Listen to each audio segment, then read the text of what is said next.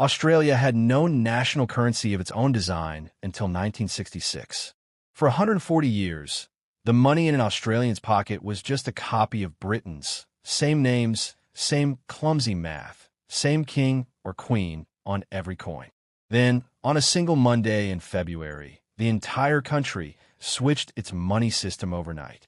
Every bank account, every wage packet, every price tag from milk bars to stock markets, converted all at once across a continent. This is the story of C-Day, the most successful thing the Australian government has arguably ever pulled off, and almost nobody outside Australia has heard of it. The images in this video are AI-generated visualizations based on documented historical research, not authentic archival photographs. Here's the system Australians lived with until 1966. 12 pence made a shilling. 20 shillings made a pound. 2 shillings made a florin. 5 shillings made a crown. None of it divided cleanly. None of it matched how anyone actually thinks in tens. If you were buying 4 pounds of potatoes at 3 shillings and 11 pence a pound, you needed pen and paper just to work out what you owed. The answer, for the record, is 15 shillings and 8 pence.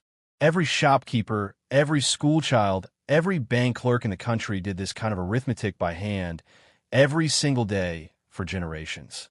People have been complaining about this since almost the moment Australia became a country.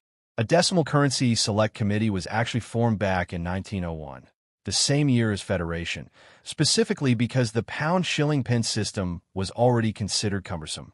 The new federal government looked at the committee's recommendation and rejected it, reasoning that it was more important to keep matching Britain's currency than to make life easier for Australian shopkeepers.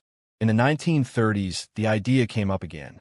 A royal commission looked into it, worried that Australia was falling behind other modern nations still clinging to the old imperial system. Soldiers were coming home from 2 world wars, having used decimal currencies overseas and finding the British system baffling by comparison. And still, nothing changed. Australia kept using someone else's math for another 3 decades. The real turning point came in 1958 when Prime Minister Robert Menzies made an election promise to convert the currency system. His treasurer, Holt, picked up the job, appointing a decimal currency committee in 1960 to actually study how it should be done. By this point, the argument had shifted from "this is inconvenient" to something more urgent. Australia was one of only a handful of countries left still using a non-decimal system, and it was starting to look like it was falling behind economically, not just administratively. In April 1963, the government finally announced it. Australia would switch to a currency based on 10 shillings equaling 1 new major unit, split into 100 smaller units. The Currency Act of 1963 set the actual date, the 14th of February, 1966, with a 2-year window afterward where both currencies would remain legal, so nobody would be caught out mid-transaction. Then came the part that, honestly, is the best story in all of this: what to actually call the new currency. The government ran a public competition, inviting Australians to suggest a name with an Australian flavor. Over 1,000 suggestions came in. Austral, Us, Boomer, Roo, Kanga, Emu, Koala, Digger, Zack, Quid, Dinkum, and, somewhat cheekily, Ming, Menzies' own nickname. Menzies himself, a committed monarchist to the end, rejected every single one of them. His preferred name for Australia's new currency, the Royal. The public reaction was immediate, loud, and almost entirely negative. 3 months later, Holt, by then on his way to becoming Prime Minister himself, announced the government had changed course. The new currency would be called the dollar, divided into 100 cents. That announcement landed far better than Royal ever had. Naming it was the easy part. Actually producing an entire nation's worth of new physical money from scratch was a genuinely massive undertaking. The first Royal Australian Mint only opened in early 1965. Before that, Australia's coins had literally been produced by branches of Britain's own Royal Mint in Sydney, Melbourne, and Perth, a small detail that says a lot about how tightly bound the country's money supply still was to London even decades after Federation.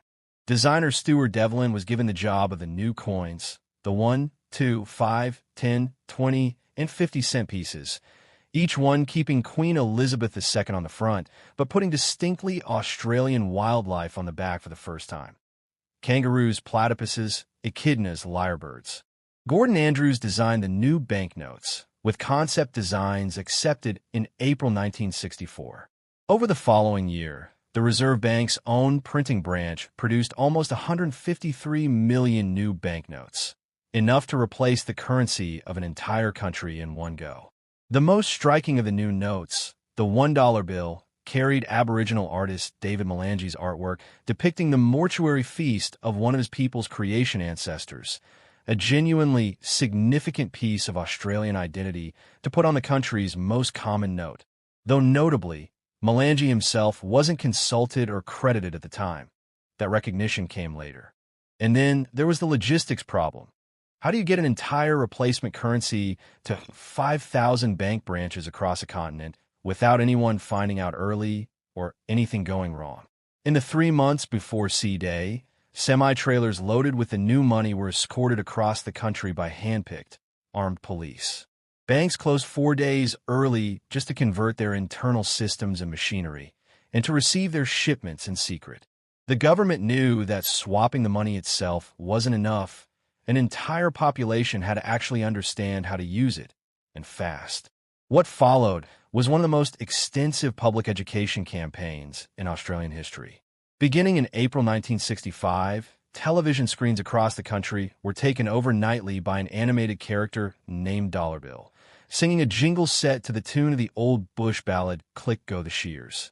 In come the dollars, and in come the cents, to replace the pounds and the shillings and the pence. Be prepared, folks, when the coins begin to mix on the 14th of February 1966. The campaign didn't stop at television. Newspapers ran regular columns walking readers through conversions. Retail staff got special training lectures. There was even a dedicated phone service, nicknamed the Dollar Jills, where anyone could call in and ask questions about the new money. Schools built the changeover directly into their maths curriculum. 2 entire Queensland textbooks for 1966 were published specifically to teach decimal currency to students. Monday, February 14th, 1966. Valentine's Day. Banks, shops, and ticket offices across Australia opened their doors to a country that, as of that morning, had an entirely new currency in its pockets. Curious and excited Australians formed long queues to exchange their old pounds and pennies for the new dollars and cents. It went, by every account, almost flawlessly. The Sydney Morning Herald reported that the smoothness of the changeover delighted even the Decimal Currency Board's own officials. Prime Minister Holt, who'd overseen the whole project as treasurer before rising to the top job, praised Australians for the good-natured way they'd accepted the new system into their daily lives. Not every reaction was glowing. A street survey in Brisbane found some genuinely unimpressed citizens. One man complained the new notes looked like lolly wrappers, better suited to a jam tin than a wallet.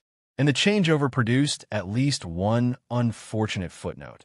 6-year-old Kim Taylor became the first recorded Australian child to swallow one of the new decimal coins.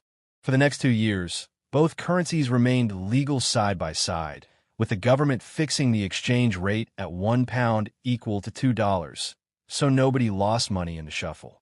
Slowly, the Reserve Bank withdrew the old notes and coins from circulation, recycling much of the old metal into new decimal coins. What's genuinely remarkable here isn't just that Australia changed its money, it's how completely it worked. Decades later, C-Day is still held up as one of the most seamless, best-executed government reforms in the country's history. It went so smoothly, in fact, that Australia's preparation became the literal blueprint Britain and New Zealand studied when they went through their own decimalization shortly after. It's easy to think of a currency as just numbers on a coin. But C-Day was something bigger. A country that had spent 140 years quietly copying someone else's money finally deciding, all at once, to build something that was unmistakably its own. Even the one thing that never changed, the Queen's face on every coin, sat alongside kangaroos and platypuses for the first time. A small, strange snapshot of a country still tied to Britain, but visibly, deliberately becoming something else. If you enjoy the history they didn't teach you, subscribe, new videos every week.